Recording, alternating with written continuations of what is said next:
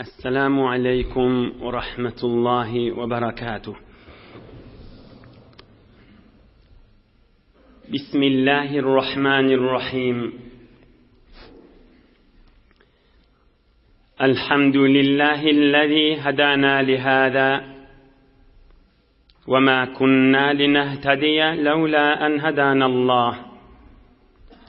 حمدا كثيرا طيبا مباركا فيه. الحمد لله عدد خلقه ورضا نفسه وزنة عرشه ومداد كلماته. اللهم صل وسلم على عبدك نورك إمام المتقين أمير الأنبياء سلطان الأولياء سندنا شفيعنا مولانا محمد النبي الأمي الأمين وعلى آله وأصحابه وأنصاره وأتباعه أجمعين. لا أسألكم عليه أجرا إن أجري إلا على رب العالمين. اللهم وفقني لبيان ما يحتاج الحاضرون إليه وما يصلح أحوالهم. إلهي أنت مقصودنا ورضاك مطلوبنا، فأعطنا كلنا محبتك ومعرفتك.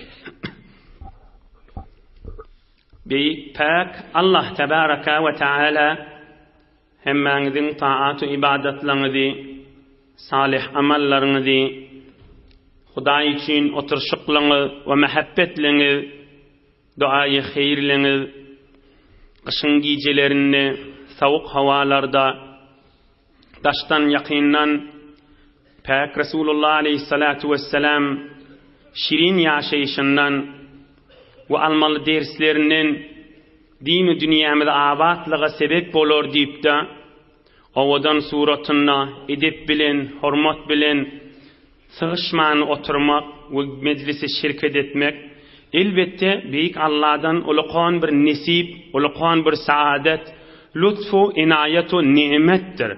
Heyfke her kime bin nurani Allah Teala'nın feriştesi, rahmeti, nur, bereketi yağıp ve dökülüp duran meclis heyfke her kime nasip etmeye.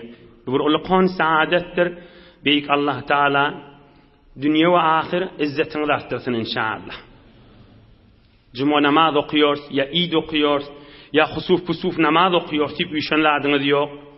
Olur bir Allah Teala'nın buyrukları. Ama halis Huda için hiçbir fırqa, gruh yadı düşmani, birini yıkıp ya birini kaldırmak yadı düşmani.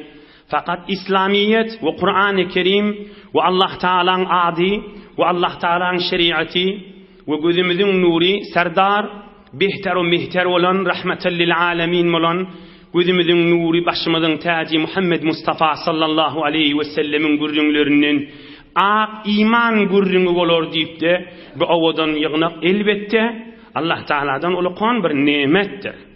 Huday Teala devam versin. Huday Teala dini dünyamız avad etsin. Huday Teala emniyet, ittihat, ağzı verilik bereketten ayırmasın inşallah. Bir gecede de siradan yani Resulullah Aleyhissalatu Vesselam'ın yaşayışından beter az aydırılacaktır. Ama gürrün son mevzu beter ilunumuzda değişli gürrün olansan ilunumuzda doğanlarınış öyün içinde ve öz hemsaya ağı inilen arasındaki mevzu olansan erhiley ve şuna değişli yakin qarınnaş öz doğanlarınışın ihtiram ve siylıq varıda olansan Allah Teala'nın köklemeginin belki bir neçe soruqlara cevap bolup dini İslam'ın açıqraq beriyen cevabını təkan zindigilimizde nur bereket bolur yali bilkim öylerdöken desle derman morsun nip bilkim bir tofar adamlar heyfke bir tofar zenanılar hastı yaşı uluraqlar hiç bir din, diyanat, yaşuli, yaşkisi adamın kefin ulas milladin öz zindigisinde belki bugürünler şolanda kulaklarını giyirip de bir zindigilerine bir rahim, zindagilerde bir mehabbet, yaşayışlarda belki süyücülük bolsun deyip Huda için hizmetini de yetiren beyik Allah inşallah eserin versin. Mümin Müslüman dogolla. Allah deyip yaşap veren imanlı dogolla.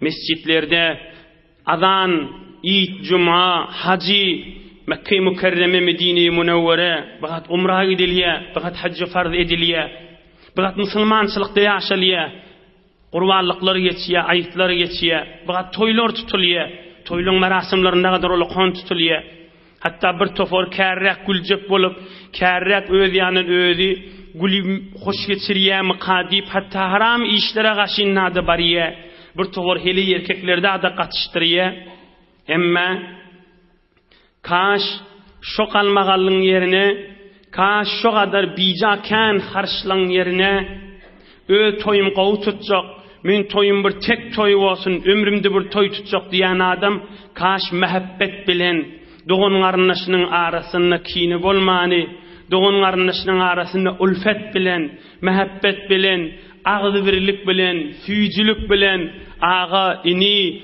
doğun qarnaş, gelece, dayda, eceke hemmesi öz hormat, bu hormat yerine bolup, kaş mehabbet bilen toyla tutulyan bolsaydı. Ulqan toyun tutuvati hamana al halalmıştı, harammıştı, gurrun önüne değil, haramdığı görünüvati. Hele erkek kaçıştırıptır, ya şehrin içinde, ya bir tağlarda, ya ovadan şehre getiriptir, bir kaçaktan kaçak, ya öz mahallesinde, ya başka yerde, ama yüreklerde kinelerden dolu, yüreğinin ağzalılık narahatiden dolu, şu boydaşları ya dostlarını uyuşurup, bagat haram iş etmek mukadip, ama yüreğini ya kudolun arasında, ya doğun qarnaşlığın arasında, ya ağa inin arasında, näçe vakt bolupdur kepleşenem, näçe vakt bolupdur, o men on toyuma çağırmar, o men toyuna çağırmar, şu qalmağallığın içinde, yerde Hudaýyň rahmeti bolmaly, nähilli bereket tapmaly, nähilli yaşayış süýjülük bolmaly. Näme diýip musulman adam bereketi ýadyndan çykarmaly. Näme diýip musulman adam Allah'dan ýagjak rahmatyny ýadyndan çykarmaly. Ey insan, ey musulman, insanyň düşünmeli wagty boldy ki, ilm menen, zerenglik bilen, awadallyk bilen, pul bilen nahayi maksadyna ýetip bilmejek belli boldy ki bir mahalaçeli.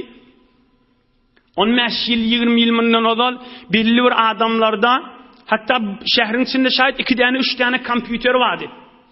Bir wagt bir ustadlaryň biri aýdýa, danışgada ustad danışgalyň biri geldi diye danışjylaryň arasyna. Sizin içinizde biriňiz ýokmy bir kompýuter söndürse diýdi diye. Yani şomuğa ustad bilmeýärdi näme form söndürmeligini. Öz şagirtlerine aýdy ki biriňiz ýokmy bar söndürseňiz. İçimizde hiç kim turmady şonu söndürmäge, bir kompýuter söndürmäge. Hiç gaýsymyz bilmeýärdik galdy diye. Inni häzir medersäge giden kişecik oglanjak näsbedwati kompýuteriň içinde bir towardatlary, häsbedwati girip tu çykyp tu hemme zatyna ýetik. Hop alım nagat ewesi işipdir diýjek. Her öýlere 2-3 tane kompýuterler bar, mobillar bar, bigat dünýä almy ewesi işip barýa. Näme o öýlerde bereket ýok, näme süýjülük ýok, näme mehabbet ýok. Günmegün dogan-dogandan aýrylyp barýa. Günmegün biri-birinden bidarlap barýa. Günmegün insan birehm bolup barýa. Günmegün insanlaryň ýaşaýşy, robotlaryň ýaşaýşy ýanyk, gurjuklyň ýaşaýşy ýanyk bolup barýa. Näme diýip insan fikir etmeliler atlar. Ey jawan musulman, ey türkmen, kimin içinden geçmeli şu görüňler? Kim pikirini etmeli atlar? Kim gamyny iýmeli? Iýilgünün gözläp gör. Ne kadar harçlar tutulup toylar bolýa. Däde pakir, ece pakir, gülerin hoş geçiren gelinim menen, oğlum menen oturuşup saçan başında oturarın deyip, geçen heftede bir yaşlı adam ağlaptı, toya dönümer öýümde gün yok deyip, näme deyip bijirip bolmaly? Näme deyip insan mehabbet barada fikirini etmeliler? Näme deyip insan öýüniň nuru barada, ruhaniyeti barada fikir etmeliler? İnsan özüne gelmeli wagty boldy ki, bu mescidin içinde kitaba olup otis ya daşarda eyvan bilen bu az adamın gurrunu değil abi. Dünya boyunca eşittirmeli gurrunlar. Resulullah'ın yaşayışına gireyli bir azıcık miktar Peygamberimizin gurrunundan ki Peygamberimiz özünün bir doğanını edip ikram edişi, edip silah etişini kulak asın, İlinden inşallah Allah köklüdüğünden iyilunumuzun içine girip Huday köklüdüğünden bir miktar dersleri ve bir miktar hacdedilen ve cavan öylenen oğlanların soruları ve müşkillerini Allah köklüdüğünden hizmetine de yetirerin. Belki Allah Teala sebep versin, eser versin, zindigiyle doğru olmaya sebep olsunlar inşallah. وبعد انهزام العدو إلى الطائف والنخل وأوطاس ساق المسلمون الأسارى وفيهم الشيماء.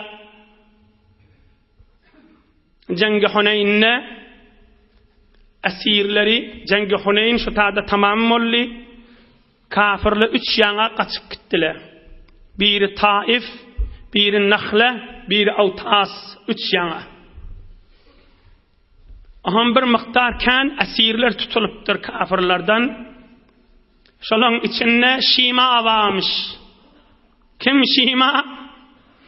57 yıl bundan adal Resulullah bilen süytleş, Resulullah aleyhissalatu vesselam'ın süytleş ayarlığını. Asirlerin içinden Şima çıkıptır. Peygamberimiz mahallenci yaşında 60'lıncı yaşında. 57 yıl bundan adal Halime'den süytemiyadi Peygamberimiz oğlan vaktinde Şima'da kucağına alıp götürüyadi asirlerin içinden ayarlığını çıkıptır. وفيهم الشيماء فقالت للمسلمين تعلمون والله إني لأخت صاحبكم من الرضاعة. هم أسيرler sürüp barıya kala Şima aydıptır ey Müslümanlar men sizin peygamber diyanın ayarlığını hemen diptir. تعلمون والله إني لأخت صاحبكم من الرضاعة. Ben işte Muhammed'in ayarlığını hemen niptir. Süytleştiğini men niptir. فَلَمْ يُصَدِّقُوهَا حَتَّى أَتَوْا بِهَا رَسُولَ اللّٰهِ صَلَّى اللّٰهُ عَلَيْهِ وَسَلَّمْ. Doğun mu olacak mı senden niptirle? Havazinin içinde, kafirlerin koşunun içinde, Peygamberimizin ayarlığını çıkmalı. Aslan kulak asmanlarda. Bismillah. Peygamberimizin mübarek mahzerine getirttiler. Hazreti Şimane. فقالت يا محمد إني أختك من الرضاعة. Ey Muhammed men süt ayarlığınındır nadiptir. İkimiz bir eneden süt emdik diptir. Peygamberimiz anlayıp oturuptur. 57 yıl bundan odalım görürünü. 60'lıncı yaşında Peygamberimiz dünya aylavdalığından sonra Resulullah 40 yaşında Peygamberlik verildi. 53 yaşında Medine-i Münevvere'ye gitti. Ondan 7 yıl yine geçmeli 60'lıncı yaşında esirliğin içinde Peygamberimizin ayarlığını çıkmalı. قال صلى الله عليه وسلم وما علامة ذلك. Sen men ayarlığının olsan, süytleştiğinin olsan bir alamet ait deyiptir. Men aslan bilemek sen men doğanımdan deyiptir. Alamet aytmalı. Men o vaxt falan etyadım, emdiryadım, kötüryadım. Birdat diyemellan. فأرت علامة يعرفها رسول الله صلى الله عليه وسلم وقالت أنا متوركتك بوادي السرر ونحن يومئذ برعائهم أبوك أبي وأمك أمي. أي محمد ديبتر شيما عليه الصلاة والسلام باليوم ديبتر إكيمد حليمة إمردك ديبتر من أضل إمدم ولا قرّا قيلتم سين قزوم الكتردم من ديبتر وبر علامات بعدر باليوم من بدنمde şu alamatı da sen bilyansen diptir. Sen dadın men dadam, sen enin men enem süytleş taraftan da. Al koyun makılyan yerde men seni götürmerdim mi diptir. فعرف رسول الله صلى الله عليه وسلم العلامة فوثب قائما فبسط صلى الله عليه وسلم رداءه ثم قال اجلسي عليه ودمعت عيناه صلى الله عليه وسلم.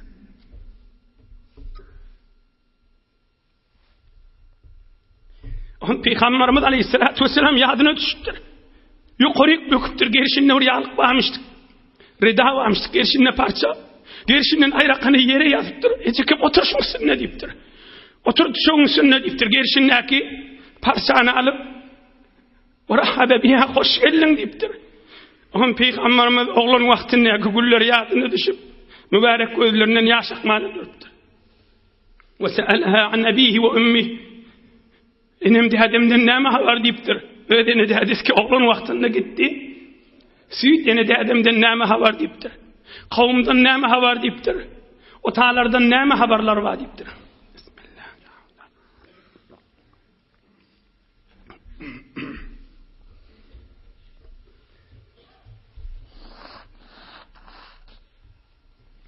Onun Hazreti Şima cevaplarını aydıptır, gurrungeş boluptırlar. Onun Peygamberimiz aleyhissalatu vesselam Hazreti Şima'ni İslam'a, Kur'an-ı Kerim'e imana çağırıptır. Ve Şima Hazreti Şima boluptır, Müslüman boluptır. Berekallah. Radiyallahu anha. Onun Peygamberimiz aydıptır. İn ahbabti fe aqimi indana muhabbebeten mukrame ve in ahbabte en terci'i ila kavmik fealti. Ey Şima, ecekem doğanım, iki yolun ma deyiptir. Ya bizim aramızda kal, şimdi kıyı mukarremede, sonra Medine-i Munevvera'ya gidersin. Hey oraya sana hormat koyarsın, seni siyilarsın, bir siyiliğli denanı, hormatlı denanı ol, bizim aramızda yaşarsın. Bila bir yolun, yeni bir yolun ma, ben sana kan mal vereyim, öz kavmimi öğreniştim, öz ovaramı öğreniştim diyen olsan da, ben sana kan doğru vereyim, koyun vereyim, düğe vereyim, mal vereyim, solun hepmesin Allah'a git, öz ovanda yaşa veriptir. Fekalet arci ila kavmi radiyallahu anha. Hazreti Şima ediptir, icade versen deyiptir, öz kavmime kissem qav olacak deyiptir, ovaramın arasında olasın geliyor deyiptir. Peygamberimiz bolya deyiptir, bütün icade bir tavır mal verip, dünya malıdır da, bir tavır mal verip, ayallığını yola salttır Peygamberimiz aleyhissalatu vesselam. İnha cengi Huneyn'ne Peygamberimiz aleyhissalatu vesselam hadir Müslüman bulmaqa Hazreti Şimani edin silağı ve Müslüman bulundan sonra andaki fark ettiye. Ecekem deyip, ayallığınım deyip, yoksa ulamalar aydiye, sütten doğun sileye rahim değil mi yer? Sütten bir adamın doğunu var, ayallığını var, sütleş doğunu, ya erkek doğunu var. Onun adına takrim, takdir, silik diye ama. Ya mesela kudavoliye bir adam kudosu var.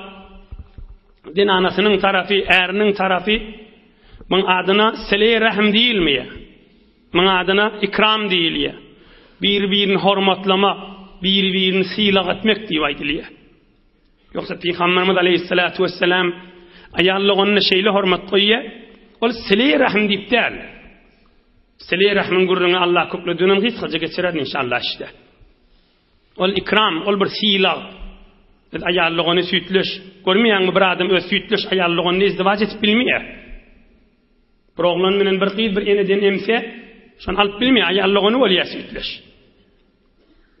Ya kuda ol ya kaynanası bilen, kaynatası bilen. İzdivac yok, ara izdivac haram oluyor. Ama ikram, takdir, silah bolmalı aralarına. Sile-i rahim diye edilmiyor ama.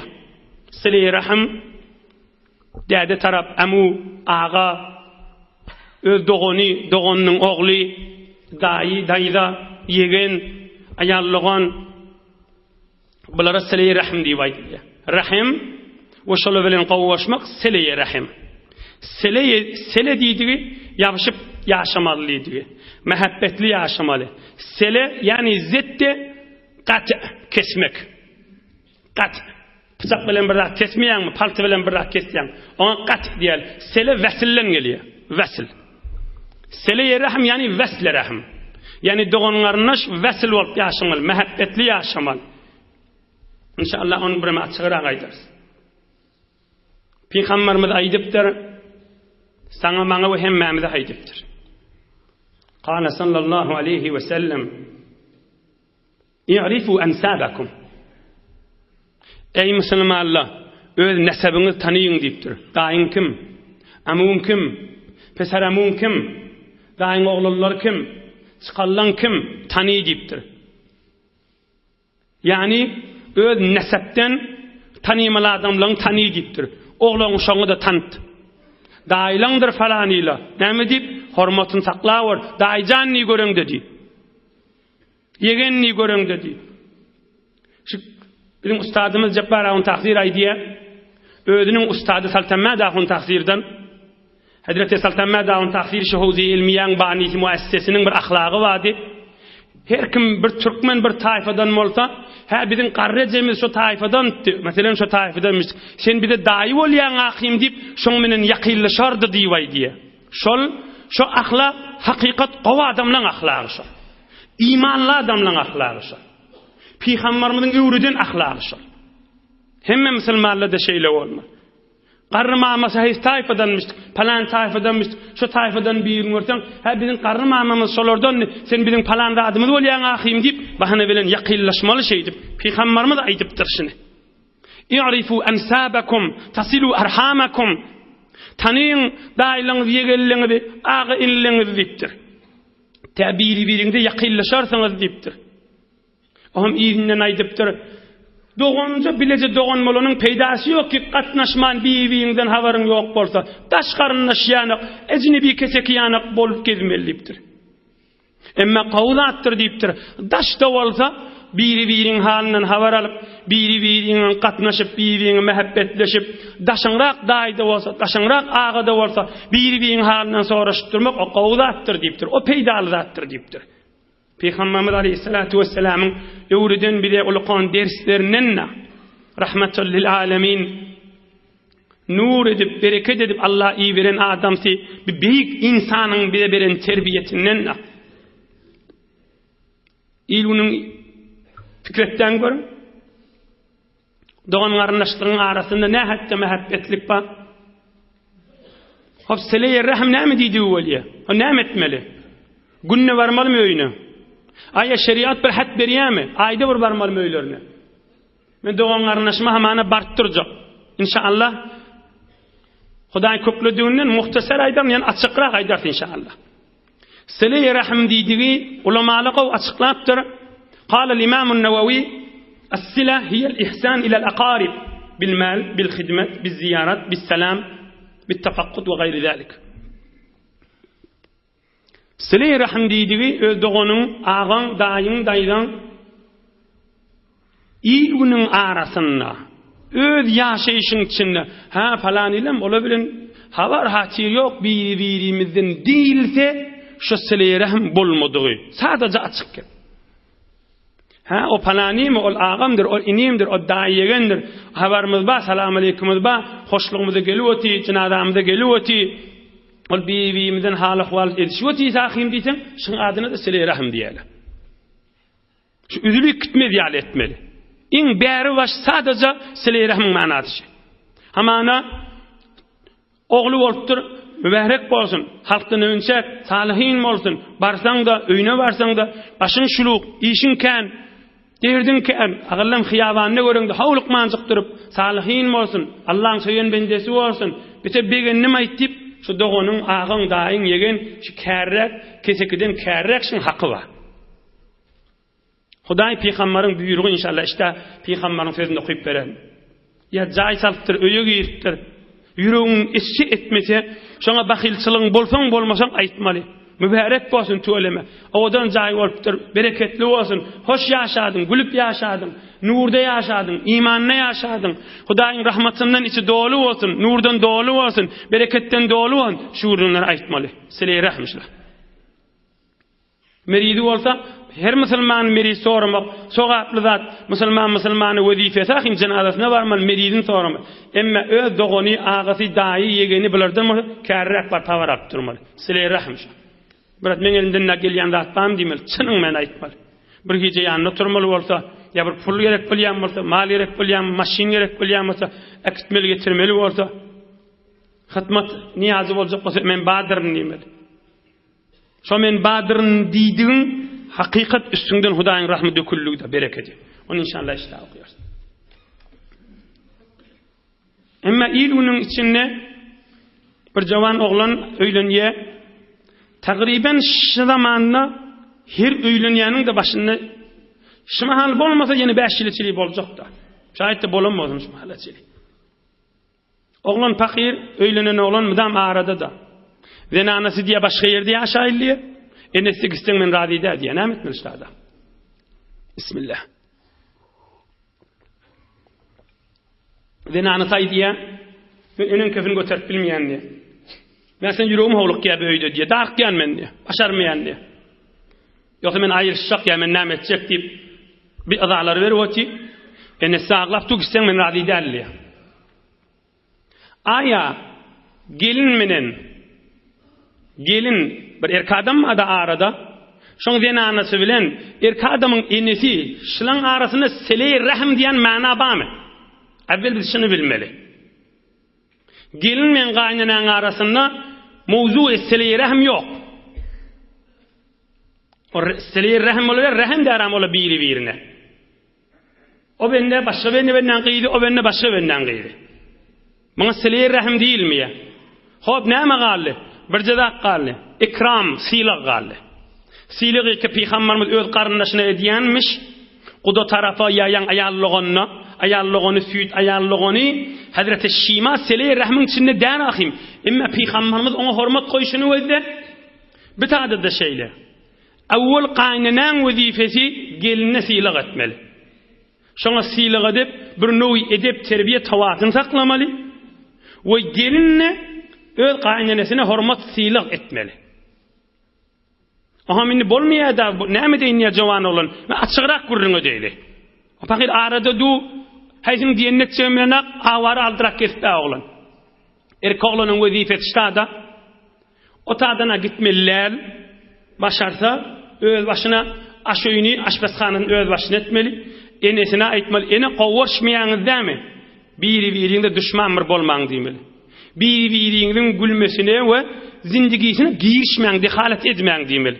Ene de öz başyna şu öýüň içinde gelin öz başyna bolmaly.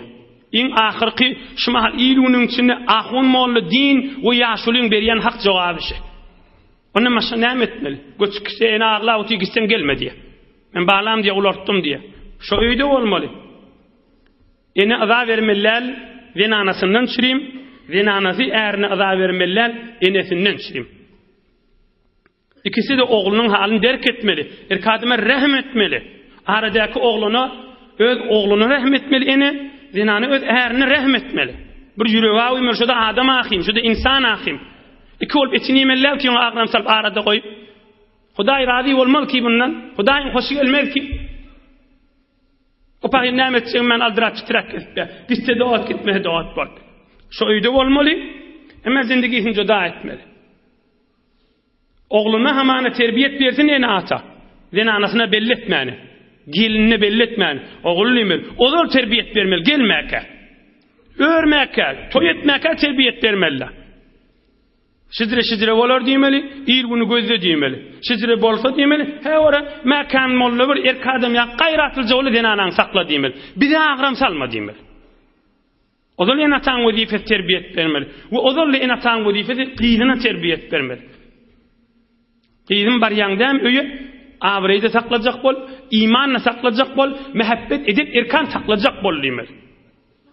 Hudaý kuwat bersin bir torhany wada. Gelin bar ýa darga deýinip bar ýa-da şu öýe. Näme diýip musulmançylykdy bolmaly atmış. Bir en ata terbiyet vermeli ki hemen. Ya gaýnany gözde şufa gelin gelse şu etini ýeýin ada bereýin diýýärdi. İki tarapda kane bolar. Am fakir oglan arada ýaşaçyk jawan oglan gözünden ýaşa kuwaty. Besnäm bolly olan arasynda sele-i rahm diýen zada muhim däl. Olaň sele-i rahm diýilme, gelin men gaýnanyň arasynda. Silik etsele o belli zat sogaby. O silik etmeye düşman bolmasynlar. Oglanyna şu öýde aşağı öz başına, otağı öz başına, ola da aşağı öz başına, otağı öz başına. Tamam mı? Gelin oğlun inan yanına varanda, zenanası ıza verse, zalimdir. Ne bariyan, ne kan oturdun, ne bir da ettin, zalim olur zenanı. Beyti be her ne edip vermeliler. Ya öz zenanasının yanına oturanla, ene edip verecek o da bir de zalim olur ene. İkisi de görünüp duranlar, yani hemmesi cihdellikten, bica Huday peygamberiyattan çıkarmadan moliyada. Ya mesela iki gelinin arasında, iki doğan öylenüğlü. On zenanası ve on zenanası davalı ya, kepleşmeye hamanı. İki gelin bir öyde aralarına siley rahm değil mi ya? Ama iki doğan qavuşup gezmeli. Biz siley rahm. İki doğan qavuşmalı. Çünkü buna siley rahm değil ya. Zenanası iki zenana, iki gelin mi da öyde? Kepleşmeyemiştik, buluşmeyemiştik, birbirine barmayemiştik. Vazifesi değil. Erkadam da kıstak görmeliler. Sen günne bar öymüde deyip. Günne eneme sataş, günne ayarlığınma sataş, günne gülüş yok. Etmem onu. Yani ikram siyliği istikbarından qav. Ama siley rahm iki gelinin arasında ol siley rahm değil. Siley rahm değil mi ya onun adına? Siley rahm iki Allah ve peygamber buyuruyor. Onun içinde iki gelinin gurrunu yok. Ama iki doğan oğlum menen ene, oğlum menen dede, oğlum menen zenana, doğan oğlan yegen bile ödarlığına qaim olmalı. Heleyinin kefine gidakana doğandan ayrışamalılar. Doğanı bilen kine, kuduret, adavet, düşmançılık etmeliler. Şuna siley rahm divaydiliye. Megerin ki qaynanesi öz daydası olsa, qaynanesi öz ecekesi olsa, gelin qaynanesi öz ecekesi de, bunne hem dayda, qaynanesi silah etmeli, ve hem de öz daydası, öz ecekesi, hem ikram silah etmeli, siley rahm de annemin kaptanında. Öz daydası da qaynanesi. Qaynanesi gelinne silah etmeli, öz yegeni kiyo. Yaş uluqan bollu, yaş uluqan kiçiğe meger rahm etmeliler mi? Kiçi de uluqanı hurmat koymalılar. Resulullah'ın öğreden yollaşı. Megerin ki qaynata, daisi, yegeni, ecekesi bizire olsa hem siley rahm ve hem kudalık bol düşüyor. Ya iki kudan arasında. Erkoğlan iki kudosunu başa gay için baham oturuşturacak bolup, yüreğini yakıp, narahat bolup etmiyor mu? Düşündür, iman, şeriat aydiye birbirinde silah koymalı yedi. Ama siley rahm de lazım değil. İki kudan arasında. Aslında siley rahm değil mi onun adına? Çünkü iki kudu doğan ne rahim? Megerin ki doğan olsa, iki doğan birbirine kuda oluptur. İki ayarlığın birbirine kuda oluptur. Bunne hem kuda oluyor, hem doğan oluyor. Hem siley rahm hem kudalık gerek oluyor. Ama doğanların işte olsa, kesekiden kuda oluptur değil mi? Madam günne haberlaşıp durmak şeriata boyunca lazım değil. Aralarına dava olmasa, görevlerine de selam aleykesiye, hormat birbirine koydu, tamam oldu, vazife bitti. Ama ehlilerin arasında, Huda için eşittirin, inşallah kulaklarına varar, eser eder inşallah. Gelin men erkadamın vazifesi, kan gelirler var, her enesinin yanına var, gelinde ahlak ütköye da. Ola kon zenana, özünün qizini biderek zatları öğrettiye. Şu öyün içinde mehabbet etmedi yana, qaynenesine mehabbet etmedi yali, erini mehabbet etmedi yali. Şun asıl akıl kabul edene ka, onu da iyiliğinin içinde bol yan zattaş. Zenanası her öylerine ütkelene ahlak ütköye da. Her öylerine ütkeleye ahlak ütköye. Ne enesi sana biderek terbiyet veriye. Gelinin vazifesi enesinin kevin kulağı asmellâl sözüre yerde. La ta'ata li mahluk fi ma'siyatil halik. Peygamberimiz aytıyor. Hudaya günahkar olacak yerinde hiç kimin kefin kulağı asma diye. Enatan kefin kulağı asma o yerde. Ya enatası ayduoti azıcık yerde qıydın gelinin enatası. Bir zat boda çıktı qaydı ve qıydım diye aytıyor. Aytmalı keptaldir enatan. Ola qanağa. Aytmalı keptaldir. Huda için iman peygamber, Kur'an peygamberin gurdundan ayduoti. Ol bir qıydını bizirek terbiyet vermek qatı kıyamet mesuliyeti olar. Her Hudaýyň ýanyna utançly bolar. Zol edepden, hormatdan, silahdan oğlunun da enatası terbiyet verip durmaly. Hudaý ýadyndan çıkarama, kıyamet badyr, zulm edama, bija eziyet berama. Qıydın da gelinin de enatası terbiyet verip durmaly oğullyda. Ama o terbiyetle de odal berilen toyun hemme zady qaýgy, qızılından, toyundan, mehrinden, harcından emma edep terbiyetini hiç gurrun edilene ondan şimdi de ol gurrunle bolýardy. Bu narahatyla bolýar. Umur şeriat näme diýär, Hudaý peýgamber näme diýär. Onu kulağasana kan o narahatyla düşýärdi. Kulağasa Kän öýlerde bolýa, gelin he öyle eziýet berip geçipdi. Ene gaýnanysy, baldyzlaryny, ya gaýnakyjysyny öýde durgyz oglanma, ya gelin moktur ya bolmandyr. Eziýet biran berýär. Ya gelin eziýet çekýär öz gaýnanasynyň her gaýsy bolsun. Zulüm etmäliň öýleň içinde. Zalim dag bolagamaylyň. Peygamberimiz näme diýär? Mazlum adam, yani eziýet berilýän adam. Peygamberimiz näme diýär? Bir adam bir denany eziýet berilýän bolsa, mazlum bolsa, özü kafir bolsa, Hudaýa dadymy ýetişdirdi, Hudaý şoň dadyna ýetişjekdir diýär. Özü kafir bolsa. Az-zulmu yabqa ma'al kufr, al-mulku yabqa ma'al kufr we la yabqa ma'az zulm. Mülk diýeniň kafirlik bilen durar diýipdir, emma zalimlik bilen durmaz diýipdir. Zulüm etmäýliň. Mahdumul işan näme diýär? Kıyamatdan bir söz diýdim baýakda. Zalimler hor bolar, qalar ayakda. Mahdumul odan aýtýar. Kıyamatdan bir söz diýdim baýakda. Qaraw bardyr ýersiz urulan taýakda. Bize eziýet berilse, tawon bolmaly bolar. Zalimler hor bolar, qalar ayakda. Garip sen ağlama, şiirdek bolarsan. Garip sen ağlama, şiirdek bolarsan.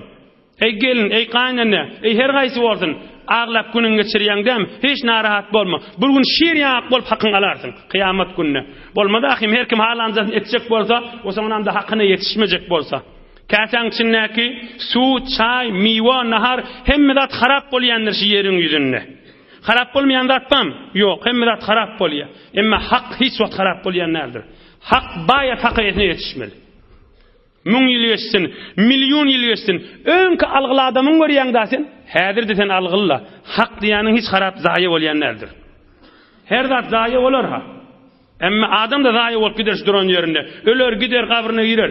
Hak hakyna ýetişmelidir. Ondan üçin öýlerde zulüm etdirmäýin. Zulüm bolmasyn. Emma Sile rahimden wagtym bolup barýar inşallah hawlykman ýene 10 dagyga oturaylyň. Peygamberimiz aýdypdyr. قال صلى الله عليه وسلم الرحم شجنة من الرحمن فمن وصلها وصله الله تعالى ومن قطعها قطعه الله تعالى. Ey Müslümanlar, Resulullah etýäşin. Sileye nämeýdi? Rahim. Rahim. Rahim yani Rahmandan gelýär diýipdir Peygamberimiz. Rahim, sileye rahim, reheme, hem hanavadi Rahman. Rahmandan gelýär diýipdir. Yani her kim sileye rahim etse, dogany bilen hey salamlaşjak bolsa, yani Hudaýyň gafsyndan, rahmatyndan hey ýapşak bolupdy diýdi. Hey şoňsyna bereket dökülipdi da. O doganda hey kepleşjekden gaçjak da, yani Rahmandan gaçdy. O dogandan gaçanaka, Hudaýdan gaçyp barýar şol adam. Hudaýyň rahmatyndan gaçyp barýar. Hudaýyň nurundan, jennetinden, beheştinden, rahmatyndan gaçyp barýar şol adam. Entek bahana bilen kepleşjekden näbir toparlary, şo Hudaýyň rahmatyndan gaçyp barýar. Peygamberimiz aýtypdyr şunu. O men doganymyň öýüne barjak, mydam günä we öýüne näme etmeli? Mydam mahbarasyny gygyrdyp du, ya mydam gözäweti. Mına sileye rahim näme etmeli? Mına da barmaly öýüne sileye rahmet durmaly, habardar bolmaly, ara kesmellel. Ýöne şu baraňda günä ba bolsa, hamynyň bam sen dip çykyp gaýtmaly. Şo zadyna narahatlygyny belli etmeli. Onu çykyp gaýtmaly.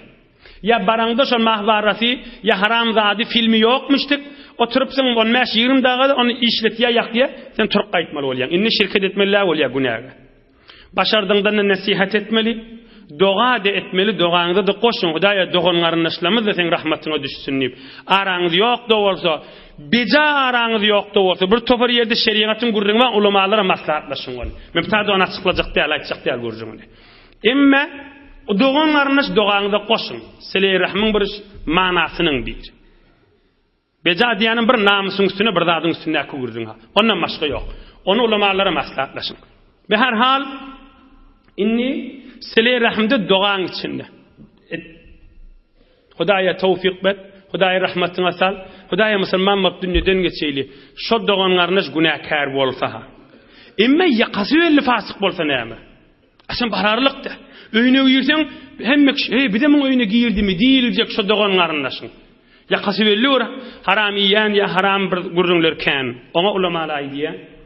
Qala İbn Hacer fi Fethul Bari فإن كانوا فجارا فمقاطعتهم في الله هي صلتهم بشرط بذل الجهد في وعظهم ثم إعلامهم أن ذلك بسبب تخلفهم عن الحق وبالدعاء لهم كذا في فتح الباري لابن حجر الأسقلاني. Eger yakasybelli fasık bolsa fajir bolsa aram kes barma diýe öýüne. Şo barmasaň soga bişetdiňde. Ýöne daşarda görseň şo haram zatlaň bolansaň men barýan nadyrna doganjam janym men barjakdyrna diýip onu aýtdypdyr. Çekinme, hakka mert bol. Hakkın özünün bir hayvatı vardır. Basılma, korkma. Hak yani arkan Allah'tır. Hakka etmeye hiç çekinme. Hakka edip uğrağında sen olularsın, taraf kıçeler. Sen dağ olarsın, o çeğeden de kıçeler. Hakkın hayvatı vardır. O ham taraf ya kabul eder, ya basılıp başına, ay birdat, hemen kelleme gelmiyor, ay ahun sırama deyip kaçıp gider. İyi kıçağın bilme. Bes, bir wagt beter günahkar ya kasybelli olsa şizire yok özür qowja adam kan namaza wartu ya birda desdu qowishler ediyoti emma haramy da bar oň jogaby da ýanky ýokarty beren gurrunmy ki barıp durmaly günah işeden çykyp gaýtmaly emma ýene bir uly milletiň soragy men barsam iza eziyeti beterken götererlik diýär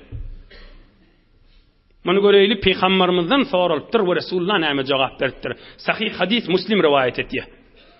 إن رجلا قال يا رسول الله إن لي قرابة أصلهم ويقطعوني أحسن إليهم ويسيئون إلي أحلم عنهم ويجهلون علي يا رسول الله doğanlarına şunma diptir.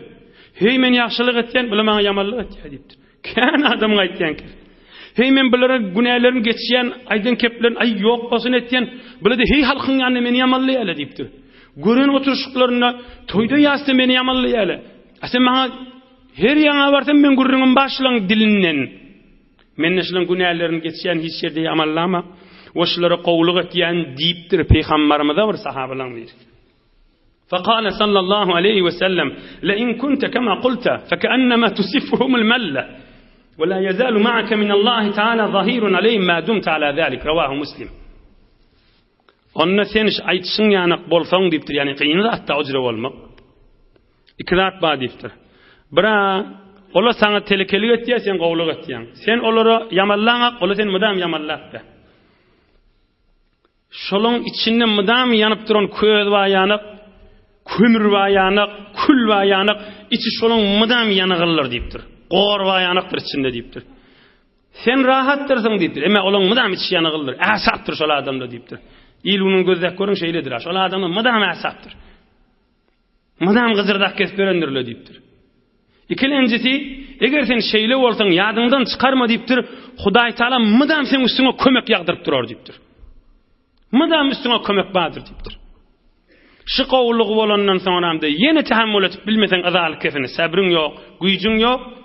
Hatta gal sen mert bol, daşarda bolsaň selamu aleykum bolsun. Ve adna silah assalamu aleyhim ve adamu hicrihim. İn sile-i rahmyň bäri başy salam aleyk bolup dursun. Assalamu aleykum ve rahmetullah. Allah kuvat. Ertin hayırlı. Assalamu aleykum ve rahmetullah. Huda imandan ayırma. Salam aleyk bäri baş bolup tutdy. Bigat aza berip içiň ittiram bolsa. Bu kulli emma kesilmesin ki ýanky wurrun aram kesseň Hudaýyň rahmetinden kesilämäýdi. Emma sen hey ýapşyrjak bolsaň, sen şu doganyň ýygyny, agaň ýygyny, daýyň ýygyny geçipdiň, heýşin dogurlajak bol. Ýani sen beheştiň ýygyny geçipdiň. We Hudaý sen rahmetine sallygy şol. Peýgamberimiz jogap berdi. Ahirki bir kepde aýdyl ham tamam edeli inşallah. Bir ýaşullaň arasynda. İki nefer hamana kepleşmeýärmişdik. İki nefer iki doganyň ham mahala ýaşuly bolarlyk dediler. Denanasy oturýar hamana. Ulaqan aq sakylly 80-85 ýaşynda agmadaň tahsir ýal gawa adamlarda barýa. Ulaqan teberri adam haman. Edwati kefin naglas ýanda diýär. Aslan. Nädir ýaşuly bolmaly? Nädir bolýar barýan diýmeli. Berekallah Allah kuvat ýaşullara bilen bir. Emma birde ýaşuly bolýan adamlaryň bir bellemeli zady bar. Önçäp bir görmeli zalim kim, mazlum kim. Şulan içinde bir we hewer odul kan azap beripdir. Bir we azan eteginnemişdi. Yani şuwla aýdyljak görüň bir hakykat görüň. Bir fakir bir ömür azan eteginne. İşte kime aytmalı bar bağışla diýip aýt salamlaş diýip. Zalima aytmaly. Näinki mazluma aytmaly. Bir ömür eziýetine teginne ýene de mazluma aytmaly bar sen şoň menen salamlaş diýmeli. Zalima aytmaly bar sen diýmeli. Bağışla diýip aýt diýmeli, salamlaş diýmeli, eliň uzat diýmeli. Bir gujokla diýmeli, ýüregiň etmehde daşyňdan gujokla diýmeli. Zalima aytmaly barda kepleş diýip. O zalim de etmese, bir kep kulağa asmasa, mınna de sen ýaşuly sogap diýamyň, inni wagt mazluma aýtsaň bolar. Ona canım men sen gayret et.